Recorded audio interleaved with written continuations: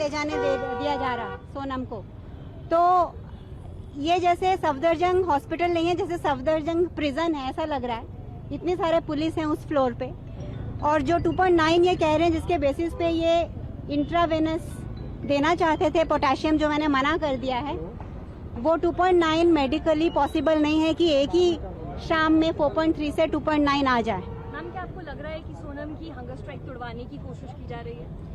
हाँ, डेफिनेटली ये तो उनकी रूल बुक का ही एक पार्ट है। ये तो हमको पता ही था कि वो कोशिश करेंगे कि जो मंडे, एक्चुअली ये जो पिछले 20 दिनों से प्रोटेस्ट चल रहा है, ये एक मिसाल है देश में कि जिस जेनजी को इतना उनके बारे में बुरा भला कहा जा रहा था, उसी जेनजी ने ये दिखाया है कि कितने पीसफुल प्रोटेस्ट से, कितने सही तरीके से हम अपनी मांगों को आगे रख सकते हैं।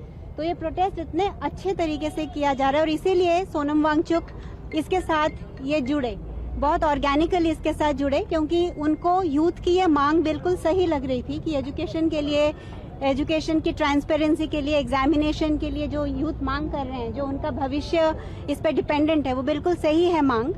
और जो ये यूथ मूवमेंट चल रहा था, वो इसीलिए इसके साथ जुड़े ताकि ये गलत लोग इसका गलत इस्तेमाल ना करें, ताकि वो अगर इसके साथ रहेंगे तो वो इसको गाइड कर सकते हैं इस मूवमेंट को। और वही हमने देखा कि पिछले 20 दिनों में जैसे सोनम पहले अनशन करते आए हैं पीसफुल प्रोसेस से, किसी को बिना तकलीफ दे हुए, वैसा चल रहा है। तो इसीलिए कोई कारण नहीं है इनके पास कि मंडे की जो यात्रा है उसको रोक सके। लेकिन ये जानते हैं कि अगर मंडे मॉर्निंग यात्रा जो निकलनी है, अगर वो निकलेगी तो वो जस्ट दिल्ली में नहीं निकलेगी, पूरे देश में निकलेगी, क्योंकि हर शहर ये प्लान कर रहा है कि वो उसी वक्त वो भी यात्रा करे। और अगर सोनम की तबीयत, मुझे तो नहीं लगता कि उसमें कुछ खराब है उनकी तबीयत, वो बिल्कुल ठीक है। और हम एक थर्ड पार्टी लैब से दोबारा वो टेस्ट रिपीट करने जा रहे हैं बिना उनको दवाई देने के पहले, और वो बिल्कुल ठीक हो जाएंगे और वो यात्रा के लिए रेडी होंगे। और ये आंदोलन बाकी के बच्चों ने, इंक्लूडिंग अभिजीत ने, जारी रखा है।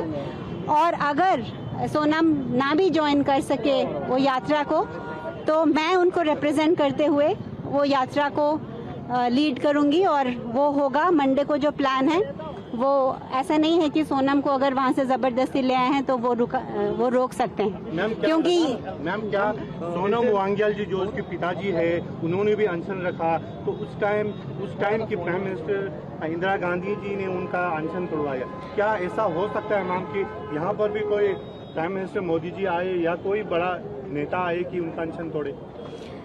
तब जमाना और था, अब जमाना और है। हमने देखा है कि कैसे सारे गवर्नमेंट इंस्टीट्यूशंस टूट चुके हैं, उनका जो भी उनका स्टेचर था वो अभी है नहीं।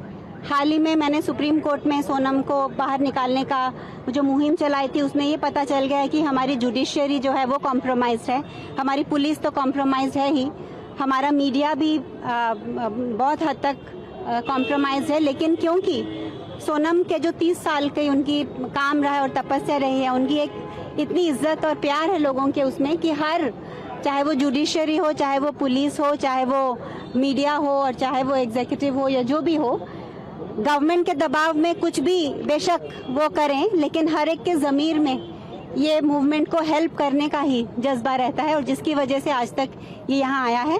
हाँ, उस समय उनका फास्ट तुड़वाया गया था, पर इस बार मुझे नहीं लगता कि ऐसे होने की कोई संभावना है। तो मैम 20 तारीख का कंफर्म है, इस बार 20 तारीख को जो मार्च जाना है वो कंफर्म है?